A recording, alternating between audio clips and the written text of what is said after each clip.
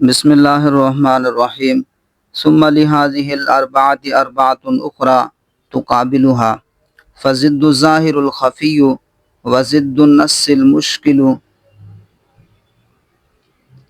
وضد المفسر المجمل وضد المحکم المتشابہ۔ متقابلات کی بحث چل رہی تھی۔ اس سے پہلے ہم ظاہر، نص، مفسر اور محکم کی بحث مکمل کر چکے۔ ظاہر وہ ہے جس کی مراد سامع پر ظاہر ہو، اور نص وہ ہے جس کے لیے کلام کو چلایا گیا ہو۔ ظاہر اور نص دونوں کا حکم یہ ہے کہ ان دونوں پر عمل کرنا واجب ہے، احتمال غیر کے ساتھ۔ احتمال غیر کا مراد یہ ہے کہ ان میں اگر عام ہو تو تخصیص کا احتمال باقی رہتا ہے، اور اگر خاص ہو تو تعویل کا احتمال باقی رہتا ہے۔ مفسر وہ ہے جس کی مراد کلام سے ظاہر ہو، ساتھ متکلم کی طرف سے بیان کی وجہ سے، یعنی متکلم کی بیان کی وجہ سے اس کی مراد ظاہر ہو۔ اور محکم وہ ہے جو قوت میں بڑھ کر ہو مفسر پر۔ اور مفسر اور محکم کا حکم یہ ہے کہ ان دونوں پر عمل کرنا لازم ہے، عمل بھی کرنا لازم ہے اور اعتقاد رکھنا بھی لازم ہے۔ اس لیے کہ مفسر اور محکم میں کسی قسم کی تبدیلی اور نسخ کا احتمال نہیں ہوتا، تو نسخ اور تبدیلی کا احتمال نہ ہونے کی وجہ سے ان پر عمل کرنا بھی واجب ہے اور اعتقاد رکھنا بھی واجب ہے۔ اب یہاں سے مصنف علیہ الرحمہ خفائے معنی کے اعتبار سے، معنی میں خفا کے اعتبار سے نظم قرآن کی 4 اقسام بیان فرما رہے ہیں۔ ثم لهذه الاربعة اربعة اخرى، پھر ان 4 قسموں کے لیے 4 دوسری قسمیں ہیں، تقابلها، جو ان کی ضدیں ہیں، جو ان کے مقابل ہیں۔ فضد ظاہر الخفی، پس ظاہر کی ضد خفی ہے۔ وضد النص المشکل، اور نص کی ضد مشکل ہے۔ وضد المفسر المجمل، اور مفسر کی ضد مجمل ہے۔ وضد المحکم المتشابہ، اور محکم کی ضد متشابہ ہے۔ فالخفی ما خفی المراد بها بعارض لا من حیث الصیغۃ، فالخفی ما خفی المراد به ہونا چاہیے، ما خفی المراد به بعارض لا من حیث الصیغۃ، خفی وہ ہے جس کی مراد پوشیدہ ہو، بعارض کسی عارض کی وجہ سے، یعنی امر خارجی کی وجہ سے، لا من حیث الصیغۃ، نہ کہ صیغے کی وجہ سے۔ صیغے کی وجہ سے ہم پوشیدہ نہ ہو، بلکہ کسی امر خارجی کی وجہ سے اس کی مراد پوشیدہ ہو۔ اور خفی کا حکم بھی سن لیں۔ خفی کا حکم کیا ہے؟ وحکم الخفی، اور خفی کا حکم یہ وجوب الطلب، طلب واجب ہے یہاں تک کہ خفا زائل ہو جائے۔ مثالہ فی قولہ تعالی، اس کی مثال اللہ تبارک و تعالی کے فرمان میں، یعنی خفی کی مثال، والسارق والسارقۃ فاقطعوا ایدیہما، پس چوری کرنے والے مرد اور چوری کرنے والی عورت دونوں کے ہاتھ کاٹ دو۔ فإنہ ظاہر فی حق السارق خفی فی حق الطرار والنباش، تو یہ آیت ظاہر ہے فی حق السارق، چور کے حق میں، خفی فی حق الطرار، یہ خفی ہے طرار یعنی جیب کترے کے حق میں، والنباش، اور کفن چور کے حق میں، جیب کترے اور کفن چور کے بارے میں خفی ہے۔ تو اب کیا ہے، ہم طلب کریں گے۔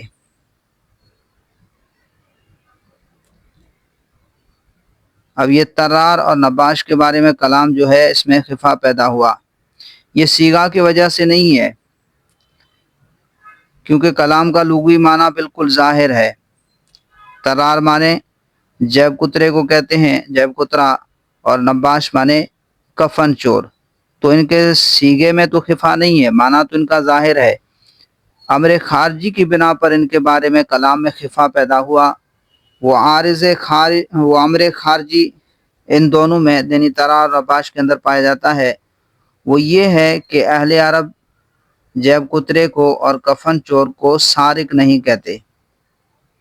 خفا اس وجہ سے ہے کہ ان کا نام الگ ہے، اہل عرب ان کو سارق یعنی چور نہیں کہتے۔ تو اب ہم ان میں طلب کریں گے کہ آیا ان کے اندر سرقہ کا معنی پایا جاتا ہے یا نہیں، غور و فکر کریں گے تاکہ مراد جو ہے واضح ہو جائے، خفا دور ہو جائے۔ تو وہ سرقہ کسے کہتے ہیں؟ چوری کی تعریف کیا ہے؟ سرقہ کی تعریف کیا ہے؟ سرقہ کہتے ہیں غیر کے مال محترم کو اور محفوظ کو خفیتاً لے لینا، غیر کے مال محترم اور محفوظ کو خفیہ طور پر لے لینا۔ اب جب ہم نے اس کے اندر طلب کی تو ترار جو ہے اس کے اندر سرقہ کے معنی کی زیادتی پائی جا رہی ہے، کیونکہ چور جو ہے وہ غفلت میں جو ہے مال لے جاتا ہے، لیکن ترار جو ہے وہ بیداری کی حالت میں مال لے جاتا ہے۔ تو اب ترار کے اندر سرقہ کی معنی کی زیادتی پائی جا رہی ہے، اور نباش جو ہے اس کے اندر سرقہ کے معنی کی کمی پائی جا رہی ہے، کیونکہ وہ محترم مال تو ہے لیکن محفوظ نہیں ہے۔ تو جب ہم نے دیکھا سرقہ کا معنی ترار میں زیادتی کے ساتھ پایا جاتا ہے، کیونکہ ترار محافظ کی موجودگی میں اور اس کے بیدار ہونے کی حالت میں محض اس کی ہلکی سی غفلت کا فائدہ اٹھا کر اس کا مال لے لیتا ہے، تو لہذا اس میں سرقہ کے معنی کی زیادتی ہے، اس لیے اس کو منصوص کے ساتھ ملا دیا۔ اب اس پر حد سرقہ جاری ہوگی، لیکن کفر چور میں سرقہ کے معنی کی کمی ہے، کیونکہ کفن مال محترم تو ہے لیکن محفوظ نہیں ہے، لہذا اس میں سرقہ کے معنی کی کمی ہے اور اس پر حد جاری نہیں ہوگی۔ مثالہ فی قولہ تعالیٰ، اس کی مثال اللہ تبارک و تعالیٰ کے فرمان میں والسارق والسارقۃ فاقطعوا ایدیہما فإنہ ظاہر فی حق السارق، یہ آیت ظاہر ہے چور کے حق میں، خفی فی حق الطرار والنباش، یہ خفی ہے طرار اور نباش کے حق میں۔ وکذالک قولہ تعالیٰ الزانیۃ والزانی ظاہر فی حق الزانی، اسی طرح اللہ تبارک و تعالیٰ کا فرمان الزانیۃ والزانی کہ زنا کرنے والے مرد اور زنا کرنے والی عورت ان دونوں کو 100 کوڑے مارو، اگر شادی شدہ ہوں تو رجم اور غیر شادی شدہ ہوں تو 100 کوڑے۔ تو ظاہر فی حق الزانی، یہ ظاہر ہے زانی کے حق میں، خفی فی حق اللوتی، یہ لوتی کے حق میں خفی ہے۔ لوتی وہ جو قوم لوط والا عمل کرے۔ اب ہم زنا کسے کہتے ہیں؟ زنا کہتے ہیں محل حرام میں وطی کرنا۔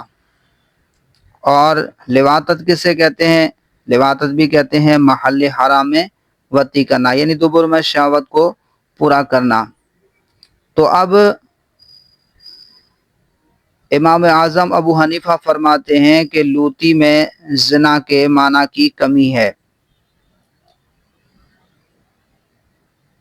کیونکہ زنا کہتے ہیں محل حرام میں وطی کرنا، لیکن زنا میں شہوت جانبین سے ہوتی ہے، جبکہ لواطت میں شہوت فاعل کی طرف سے ہوتی ہے لیکن مفعول کی طرف سے نہیں ہوتی، لہذا لواطت کے اندر معنی کی کمی پائی گئی، لہذا لوتی پر حد زنا جاری نہیں ہوگی۔ جبکہ صاحبین فرماتے ہیں کہ لواطت میں معنی کی زیادتی ہے، کیونکہ زنا محل حرام میں وطی کرنا، اسی طرح لواطت بھی کہتے ہیں محل حرام میں وطی کرنا۔ صاحبان فرماتے ہیں کیونکہ وہ زنا جب کرتا ہے تو وہ ایسا محل ہے کہ کبھی جو ہے وہ نکاح کی وجہ سے حلال بھی ہو جاتا ہے، لیکن لواطت میں جو ہے وہ محل، زنا کا محل جو ہے وہ کبھی حلال نہیں ہوتا، تو لہٰذا اس میں جو ہے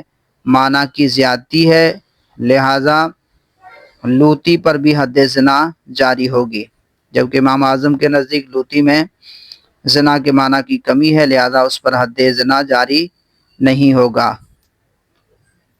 تو ہم نے جب اس کے اندر طلب کی تو ہمیں پتہ چلا کہ لوتی میں زنا کے معنی کی کمی پائی جا رہی ہے۔ اور دوسری بات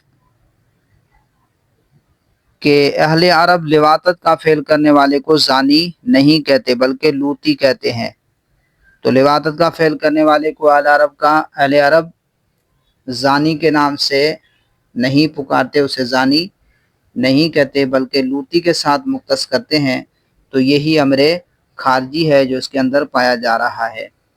تو اب لوتی کے بارے میں کلام میں خفا پیدا ہوا،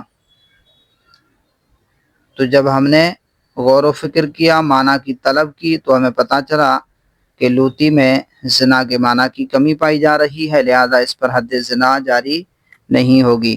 وَكَذَلِكَ قَوْلُهُ تَعَالَى الزَّانِيَةُ وَالزَّانِي ظَاهِرٌ فِي حَقِّ الزَّانِي خَفِيٌّ فِي حَقِّ اللُّوتِ، یہ ظاہر ہے، یہ آیت ظاہر ہے زانی کے حق میں، خفی ہے فی حق اللوتی، لوتی کے حق میں۔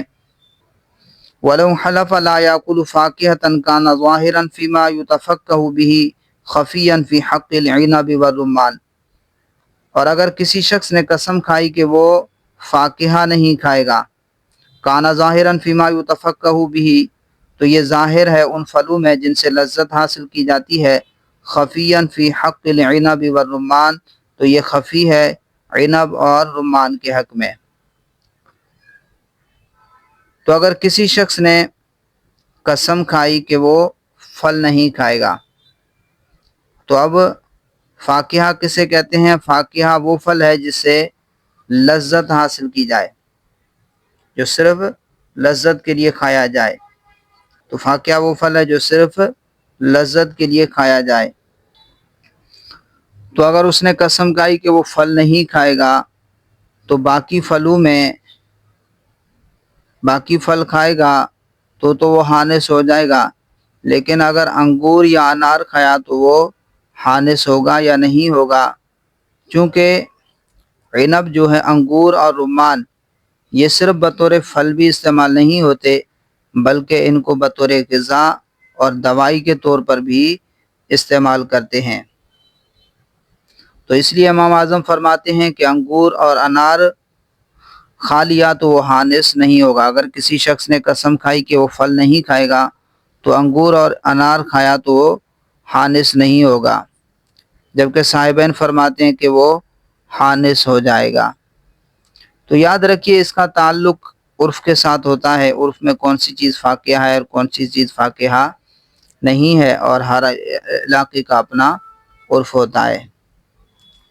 تو فاقہ جو صرف وہ پھل ہے جو صرف لذت کے لیے کھایا جائے، جبکہ یہ انگور اور رمان غذا اور دوائی کے طور پر بھی استعمال کیے جاتے ہیں، تو ان میں جو ہے تفقہ کے معنی کی کمی پائی جا رہی ہے، جبکہ صاحبان فرماتے ہیں کہ تفقہ کے معنی کی زیادتی ہے، کیونکہ یہ پھلوں کے اندر سب سے زیادہ پاکیزہ ہیں اور لذیذ ہیں، اس وجہ سے ان میں تفقہ کے معنی کی زیادتی ہے۔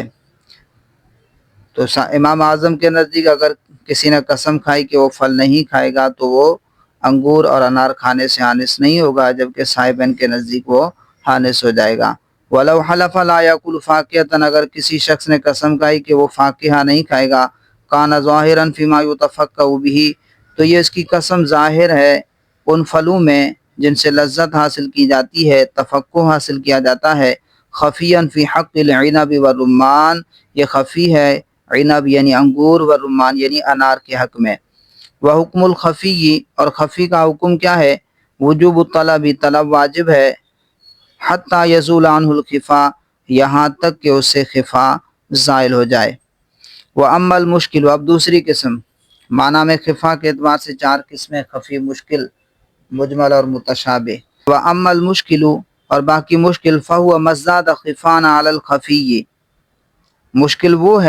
مشکل وہ کلام ہے مزداد خفاً، جو بڑھ جائے बाएतबार खिफा के अलल खफ़ी खफ़ी पर, कान्नहु बादमा खफ़ी अला सामिअ हकीकतहु, गोया कि उसकी हकीकत सामे पर पोशीदा होने के बाद, दखल फ़ी अशकालिही व अमसालिही, वो दाखिल हो गया अपने हम शक्लों और हम मिसलों में।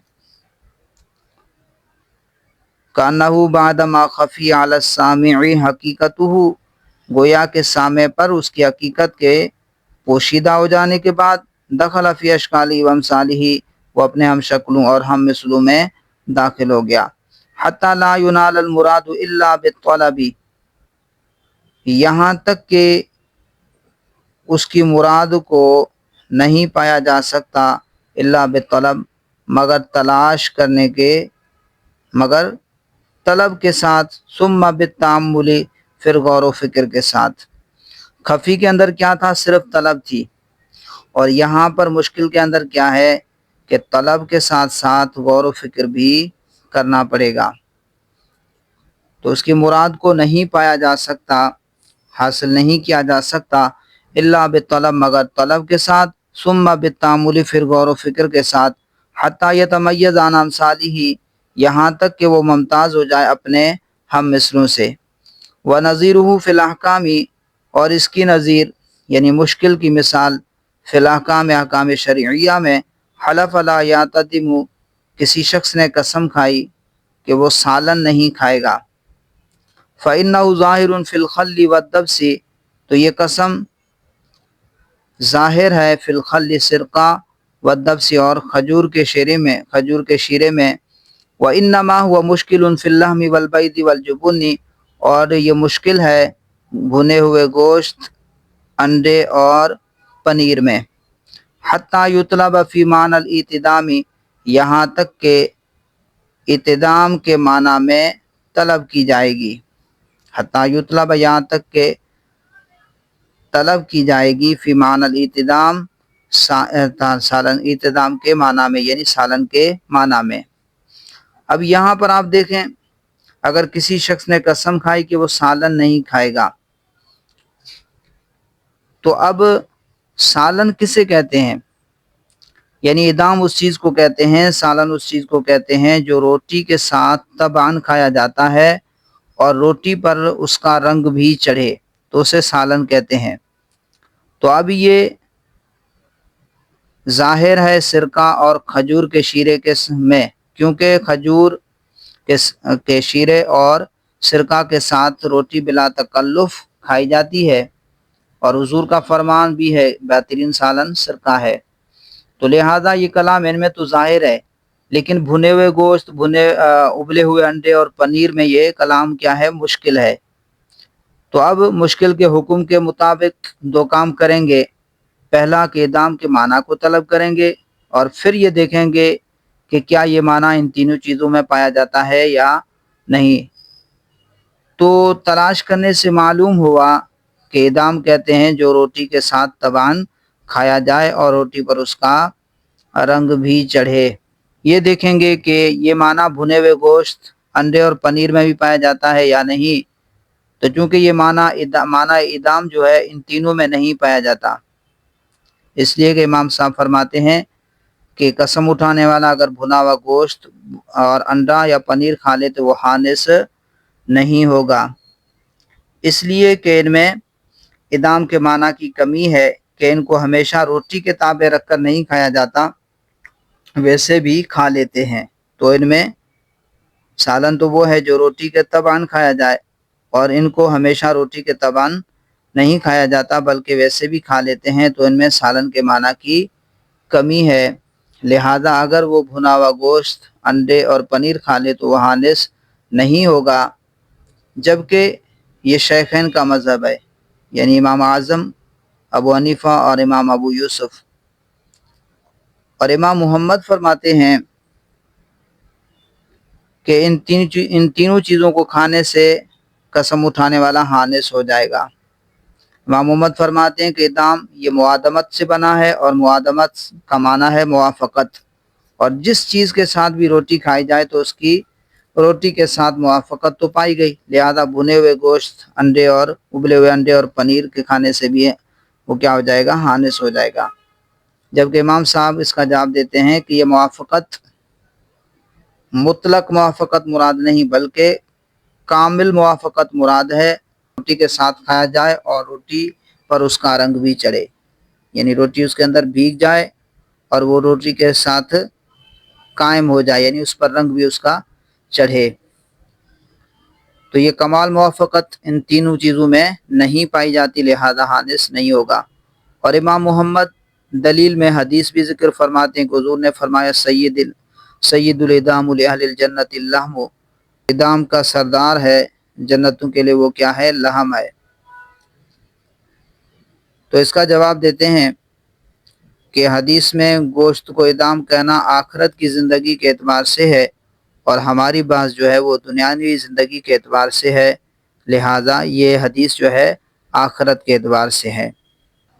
وَنَظِيرُهُ فِي الْأَحْكَامِ، اور شرعی احکام ہے اس کی مثال حلف لا یعتدم، کسی شخص نے قسم اٹھائی کہ وہ سالن نہیں کھائے گا، فَإِنَّهُ ظَاهِرٌ فِي الْخَلِّ وَالدِّبْسِ، تو یہ ظاہر ہے، اس کی قسم ظاہر ہے سرکے میں اور کھجور کے شیرے میں، فَإِنَّمَا هُوَ مُشْكِلٌ، اور اس کا یہ قسم کہ وہ سالن نہیں کھائے گا یہ مشکل ہے، فِي اللَّحْمِ وَالْبَيْضِ وَالْجُبُنِّ، یہ مشکل ہے انڈے میں، گوشت میں، انڈے میں اور پنیر میں، حتیٰ یطلب فی معنی الاعتدام، یہاں تک کہ طلب کی جائے گی اعتدام کے معنی میں، ثم یتعمل، پھر غور و فکر کیا جائے گا، ان ذالک المعنی، کہ وہ سالن والا معنی، کہ وہ معنی یعنی سالن والا لفظ الادام، ادام کا معنی، هل یوجد فی اللحم والبیض والجبن اولا ام لا، پھر غور و فکر کیا جائے گا کہ ان ذالک المعنی، کہ وہ معنی جو ہے سالن والا، هل یوجد فی اللحم والبیض والجبن، کہ کیا پایا جاتا ہے گوشت میں، انڈے میں اور پنیر میں، ام لا یا نہیں۔ ثم فوق المشکل المجمل، پھر مشکل سے اوپر خفا میں مجمل ہے، وَهُوَ مَحْتَمَلَ وُجُوهًا، اور مجمل وہ ہے جو کئی معنی کا احتمال رکھتا ہو، فَصَارَ بِحَالٍ، تو وہ ہو جاتا ہے، تو وہ ہو گیا، بحال ایسے حال پر، لا یوقف علی المراد بہ، کہ اس کی مراد پر واقف نہیں ہوا جاتا، الا ببیان من قبل المتکلم، مگر متکلم کی طرف سے بیان کے ساتھ، متکلم کی طرف سے بیان کی وجہ سے۔ اب مجمل کے اندر جو ہے تین چیزیں ہوتی ہیں، تو اس میں طلب بھی ہے، غور و فکر بھی ہے، اور اس کے بعد جو ہے وہ متکلم کی طرف سے بیان آئے تو پھر اس کا معنی سمجھ میں آتا ہے۔ نظیرہ، اور شرعی احکام میں مجمل کی مثال، قولہ تعالی، اللہ تبارک و تعالی کا فرمان ہے، حرم الربا،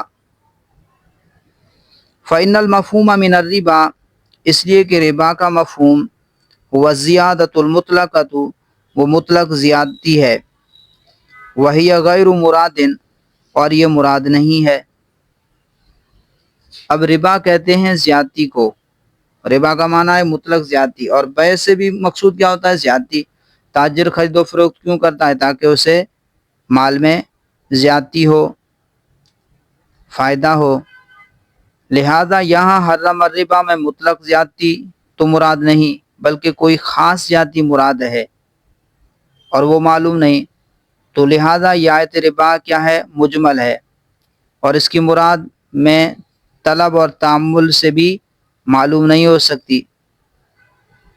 اس کا معنی ہم نے معلوم کیا، پھر غور و فکر کیا، پھر بھی معلوم نہیں ہوا، تو اب حدیث آئی، ائمہ نے غور و فکر کیا۔ حدیث کیا ہے؟ حضور نے فرمایا، الذهب بالذهب والفضة بالفضة والحنطة بالحنطة والشعير بالشعير والتمر بالتمر والملح بالملح مثلا بمثل یدا بید والفضل ربا، کہ تم گندم کو گندم کے عوض، جو کو جو کے عوض، کھجور کو کھجور کے بدلے، نمک کو نمک کے بدلے، سونے کو سونے کے بدلے، چاندی کو چاندی کے بدلے، اس حال میں کہ وہ برابر برابر ہوں، نقد بنقد بیچو، اور جو زیادتی ہوگی وہ کیا ہے؟ والفضل ربا، وہ سود ہے۔ تو اب اس سے معلوم ہوا کہ حرم الربا میں وہ خاص قسم کی زیادتی حرام ہے جو ہم جنس اور ہم قدر چیزوں کے بیع میں عوض سے خالی ہو۔ قدر سے مراد مکیلی اور موزونی اور ہم جنس، یعنی جنس بھی ایک ہو اور قدر بھی ایک ہو۔ ہم جنس اور ہم قدر چیزوں میں جو عوض سے خالی ہو وہ کیا ہوتا ہے؟ ربا ہے۔ تو یہ متکلم کی طرف سے جب بیان آیا تو پھر جا کے اس کا معنی مجمل کا سمجھ میں آیا۔ تو اب مثلا کوئی 1 من گندم کو 2 من گندم کے بدلے آپ کسی کو گندم دیتے ہیں، آپ کی 1 من گندم دے کر 2 من گندم حاصل کر رہے ہیں، تو یہ آپ نہیں کر سکتے، کیونکہ یہ جو ہے 1 من تو 1 من کے بدلے ہے، لیکن یہ دوسرا من یہ جو ہے عوض سے کیا ہے؟ خالی ہے، لہذا یہ کیا ہے؟ سود ہے۔ باقی اس کی مزید تفصیل آپ فقہ کی کتابوں میں دیکھ لیں۔ وَنَظِيرُهُ فِي الشَّرْعِيَّاتِ، اور مجمل کی مثال شرعی احکام میں قولہ تعالی، اللہ تبارک و تعالی کا فرمان ہے، وَحَرَّمَ الرِّبَا فَإِنَّ الْمَفْهُومَ مِنَ الرِّبَا، اس لیے کہ ربا سے جو مفہوم ہے وَزِيَادَةُ الْمُطْلَقَةُ، وہ مطلق زیادتی ہے، وَهِيَ غَيْرُ مُرَادَةٍ، اور یہ مطلق زیادتی مراد نہیں ہے، بل المراد، بلکہ مراد کیا ہے؟ الزیادۃ الخالیۃ عن العوض، کہ وہ زیادتی مراد ہے جو خالی ہو عوض سے، جو خالی ہو عوض سے، فی بیع المقدرات المتجانسۃ، جو ہم قدر اور ہم جنس چیزوں کی بے میں عوض سے خالی ہو، وہ زیادتی مراد ہے جو خالی ہو عوض سے، فی بیع المقدرات المتجانسۃ، جو ہم قدر اور ہم جنس چیزوں کی بے میں عوض سے خالی ہو۔ واللفظ لا دلالۃ لہ، اور یہ حرم الربا اللہ تبارک و تعالیٰ کا فرمان، اس میں یہ بات سمجھی جا رہی تھی، نہیں پتہ چل رہا تھا نا۔ تو واللفظ لا دلالۃ لہ، اور لفظ ربا کی دلالت اس زیادتی پر نہیں ہے، واللفظ لا دلالۃ لہ علی ھذا، اور لفظ ربا کی دلالت اس خاص زیادتی پر نہیں ہے، فلا ینال المراد بالتعمل، تو اس کی مراد تعمل سے بھی حاصل نہیں کی جا سکتی، تو اس کی مراد تعمل سے بھی حاصل نہیں کی جا سکتی جب تک کہ متکلم کی طرف سے بیان نہ آ جائے۔ ثم فوق المجمل فی الخفاء المتشابہ، پھر مجمل سے اوپر خفا میں متشابہ ہے۔ ثم فوق المجمل، پھر مجمل کے اوپر، فی الخفاء، خفا میں، المتشابہ، متشابہ ہے۔